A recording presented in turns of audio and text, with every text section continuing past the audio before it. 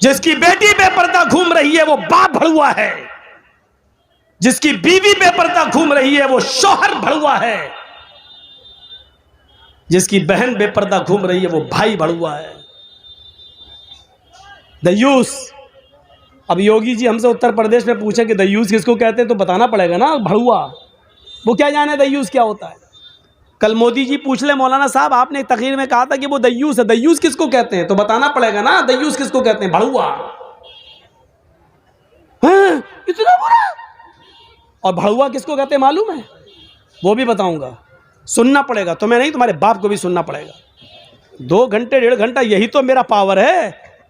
इसके बाद हमारी चलेगी कहाँ, इसके बाद तो हम कहीं बोल ही नहीं पाएंगे, जहां बोलेंगे वही पिटेंगे।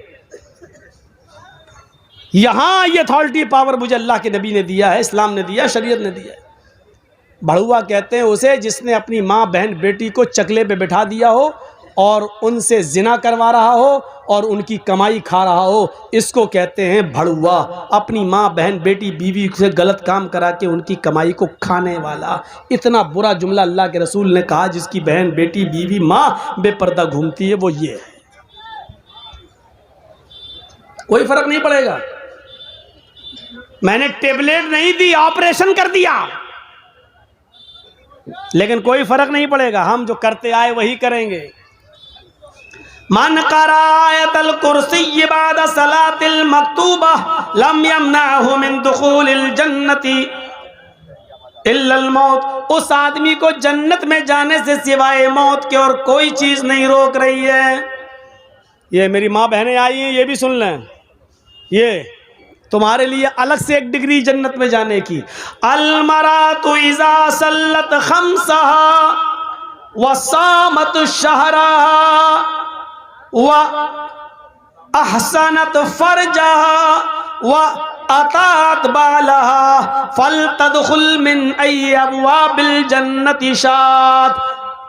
इमाम अहमद अपनी मुस्नद में, इमाम बैहक़ी अपनी सुनन में इस हदीस को लाए हैं। गौर से सुनिएगा। अल्लाह के नबी फरमाते हैं जो औरत 5 वक्त की नमाज पढ़ती हो पाबंदी से, रमजान के पूरे महीने के रोजे रखती हो पाबंदी से, सिवाय उन दिनों के जिन दिनों में अल्लाह ताला ने नमाज औरतों के ऊपर से माफ कर दी है और रोजे को रुखसत कर दिया है। नमाज तो बाद में वो पूरा नहीं करेगी, लेकिन रोजा बाद में पूरा करना पड़ेगा। औरतों को कुछ दिन पीरियड आता है, जिन पीरियड में, जिस पीरियड में, जिस महीने में वो नमाज नहीं पढ़ेंगी। पीरियड किसी औरत को 3 दिन, किसी को 4 दिन, 5 दिन, 7 दिन तक आता है। बहुत सी औरतें ऐसी भी होती हैं कि 15-15 दिन तक भी आ जाता है। तो मैं उस तरह नहीं, जितने दिन जो उसकी आदत है, 3 दिन, 4 दिन, 5 दिन, 6 दिन, आमतौर पे 4-5 दिन होता है। तो मेरे भाइयों, इतने दिन औरतें नमाज नहीं पढ़ेंगी, नमाज ही माफ़ है, जबकि नमाज किसी हाल में माफ़ नहीं है। लेकिन औरतों के ऊपर से उतने दिन की नमाज माफ़ है। ये बाद में जब वो पाक हो जाएंगी, नहा लेंगी, धो लेंगी, तो ये छूटी हुई नमाजें वो नहीं दोहराएंगी, उनको दोबारा नहीं पढ़ना है, जो छूट गई माफ़।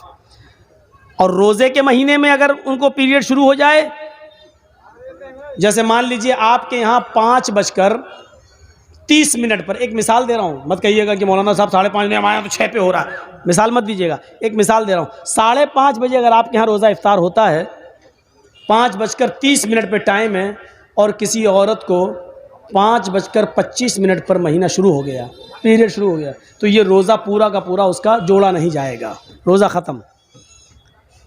सुबह 5 मिनट पहले उसको पीरियड आ गया, 5 मिनट छोड़ो, 2 मिनट पहले आ गया, 1 मिनट पहले आ गया, 5:30 टाइम है, 5:29 पे आ गया उसको पीरियड, तो ये पूरा का पूरा रोज़ा उसका शुमार नहीं होगा, ये रोज़ा उसको नहीं जोड़ना है। इसको बाद में पूरा करेगी और इसके बाद जितने छूट जाएंगे उसको, लेकिन सुबह से शाम तक जो भूखी प्यासी रही, इसका सवाब अल्लाह उसको देगा। ऐसा नहीं कि उसको महरूम कर देगा, सवाब मिलेगा उसको, लेकिन रोज़ा नहीं जोड़ा जाएगा। रोज़ा बाद में पूरा करेगी और जितने रोज़े छूटेंगे इसके अलावा वो भी।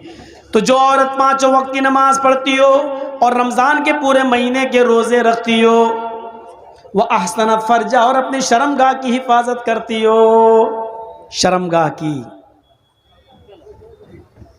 मैंने बता दिया शर्मगाह की हिफाजत के दो माना।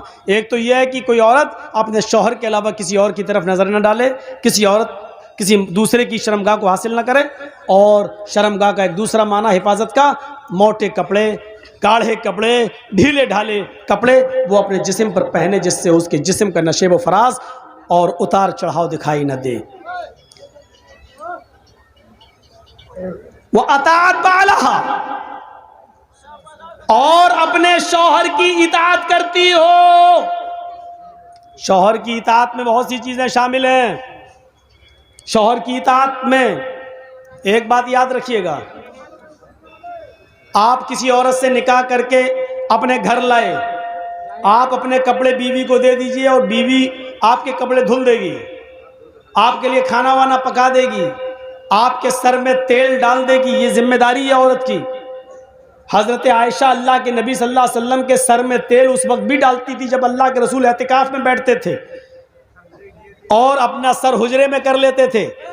तो हज़रत आयशा अल्लाह के रसूल के सर में रोज़े की हालत में भी तेल डाल देती थी, कंघी कर देती थी, वुज़ू के लिए पानी भर के दे देती थी, गुस्ल के लिए पानी गुस्ल खाने में या कहीं जहाँ नहाते थे वहाँ रख दिया करती थी। पता ये चला कि कंघी कर देना, शौहर के सर में तेल डाल देना, शौहर के लिए पानी गर्म कर देना या पानी गुस्ल खाने में रख देना, टॉवल वगैरह रख देना, लुंगी वगैरह रख देना कि नहा कर मेरे हस्बैंड चेंज करेंगे, ये सारी चीजें औरत की जिम्मेदारी में शामिल हैं और शौहर की इताअत में शामिल हैं। लेकिन इसके बाद, इसके अलावा अब आप चाहें कि मेरे कपड़े के साथ साथ मेरी अम्मा के भी कपड़े धोए, मेरे बाप के भी कपड़े धोए, मेरी बहनों के भी कपड़े धोए और मेरे जितने भाई हैं उनके भी कपड़े धोए, तो माफ़ कीजिएगा वो आपकी बीवी है, आपकी नौकरानी नहीं है। शरीयत ने उसको इस बात का मुकल्लफ नहीं किया है। प्यार से चाहो तो कुछ भी काम ले लो औरत से, लेकिन अगर आप हुक्म चला कर लोगे तो सुन लो, शरीयत ने ससुर के कपड़े धोना औरत पर की जिम्मेदारी में शामिल नहीं किया है, सास के कपड़े धोना जिम्मेदारी में शामिल नहीं किया है। वो तुम्हारे बच्चे को दूध पिला देती है, ये भी बहुत बड़ी बात है। अगर वो चाहे तो तुमसे दूध पिलाने का पैसा भी ले सकती है। बेटा तुम्हारा, बच्चा तुम्हारा, हम दूध पिला रहे हैं तो हमें पैसा दो, इतना महीना दो, और आपको देना पड़ेगा।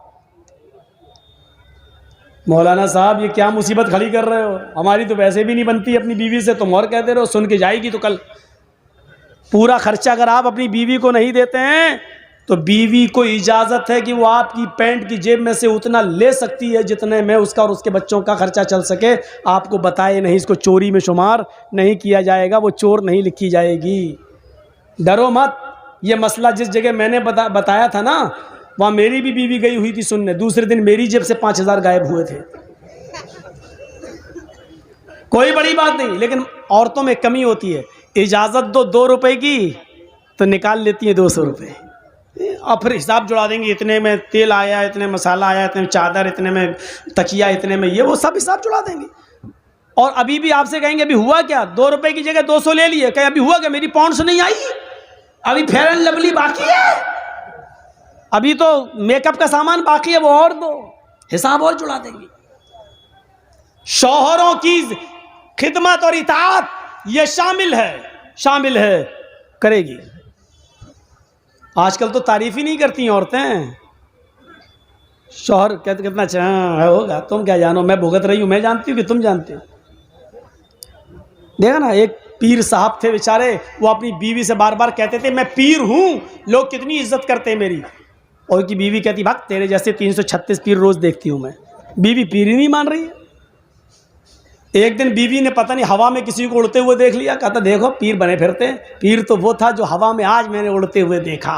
हवा में मुसल्ला था, हवा में मुसल्ले पे खड़ा था, हवा में नमाज पढ़ता हुआ जा रहा था। अब ये शौहर को चर्राया, देखा तुमने, हवा में उड़ते हुए देखा, हाँ नमाज पढ़ रहा था ना, हाँ मुसल्ले पे खड़ा था ना, हाँ